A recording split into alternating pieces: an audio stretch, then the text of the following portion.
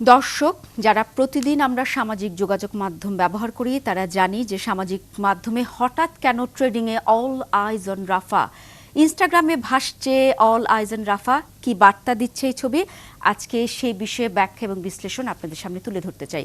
সামাজিক যোগাযোগ মাধ্যম, বিশেষ করে ইনস্টাগ্রামে চোখ রাখলেই এই মুহূর্তে দেখা মিলবে বিশেষ একটি বাক্য লেখা ছবির। অল্প সময়ের মধ্যে অল আইজ অন রাফা লেখা ছবিটি কার্যত উঠে এসেছে ট্রেন্ডিংয়ে। বাংলার অর্থ দাঁড়ায় সবার নজর এখন রাফার দিকে।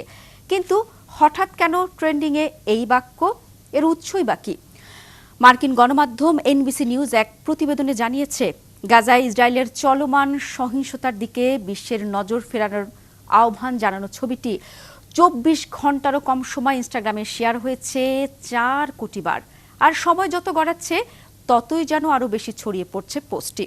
মূলত গোটা বিশ্বের নানা প্রান্তের মানুষ যুদ্ধ বিধ্বস্ত রাজার ভূখণ্ডের রাফায় আশ্রয় নেয়া ফিলিস্তিনিদের সমর্থনে যে পোস্ট করছে সেখানে উল্লেখ করা হচ্ছে অল আইজ অন রাফা।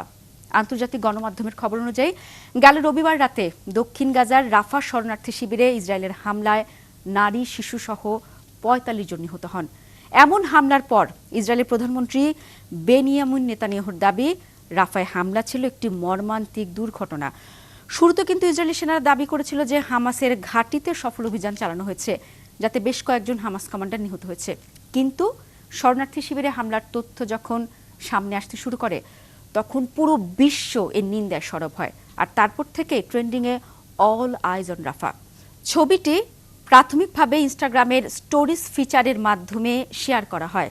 যারা এটি শেয়ার করেছেন তাদের মধ্যে ব্রিজারটন তারকা নিকোলা কফল্যান, গায়ক গীতিকার কেহলানি এবং ভারতের জনপ্রিয় অভিনেতা বরুণ ধাওয়ান সহ রয়েছেন প্রভাবশালী অনেক ক্রীড়াবিদ এবং সেলিব্রিটি। নিজস্ব প্ল্যাটফর্মগুলিতে রাজনৈতিক বিষয়বস্তুর বিস্তারকে সীমিত করার জন্য মেটা প্রচেষ্টা চালালেও সাম্প্রতিক মাসগুলোতে ফিলিস্তিনি সাংবাদিক এবং ফিলিস্তিনি সমর্থকদের জন্য একটি গুরুত্বপূর্ণ মাধ্যম হয়ে উঠেছে ইনস্টাগ্রাম। গণমাধ্যম এনবিসি বলছে, অল আইজ অন রাফা ছবিটি যখন দ্রুত ছড়িয়ে পড়ছে ঠিক তখন রাফার থেকে পোস্ট করা ফিলিস্তিনি সাংবাদিকদের অনেক ভিডিও সীমিত করা হয়েছে এবং কিছু ক্ষেত্রে ইসরায়েলি হামলার গ্রাফিক্যাল ছবিকেও ভায়োলেন্স কিংবা সংবেদনশীল দেখে সোশ্যাল মিডিয়া থেকে সেগুলো কিন্তু সরিয়ে দেওয়া হয়েছে। অল আইজ ইন রাফা লেখা ছবিটি কৃত্রিম বুদ্ধিমত্তা বা এআই দিয়ে তৈরি করা ভাইরাল অ্যাক্টিভিস্ট আইকোনোগ্রাফির প্রথম ছবিগুলির মধ্যে একটি বলেও ধারণা করা হচ্ছে।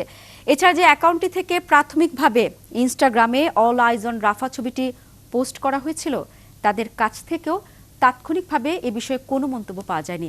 তবে যেই তৈরি করুক আর যেভাবেই তৈরি হোক, বিশ্বের বিভিন্ন প্রান্তে যে দখলদার ইসরায়েলের বিরুদ্ধে প্রতিবাদ গড়ে উঠেছে, অল আইজ অন রাফা পোস্টটি তার অন্যতম বড় উদাহরণ। দর্শক, আপনারা জানলেন যে রাফা অভিযান নিয়ে কিন্তু সবাই শঙ্কিত, আতঙ্কিত।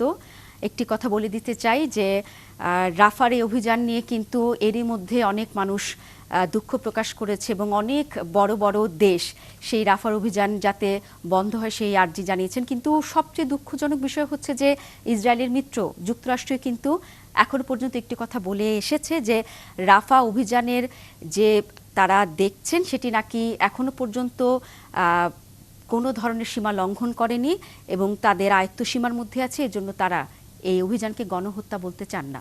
কিন্তু একটি কথা বারবার বলে দিতে চাই যে রাফার যে জায়গাটিতে হামলা হয়েছে রবিবার রাতে সেখানে কিন্তু মানবিক জায়গা এবং নিরাপদ আশ্রয় হিসেবে ইসরায়েল ঘোষণা দিয়েছিল এবং সেই ঘোষণা দেওয়ার পরে কিন্তু মানুষ রাফার একটি অঞ্চল থেকে সেই মানবিক অঞ্চলে যায়, কিন্তু তারপরও তাদের উপর হামলা হয়।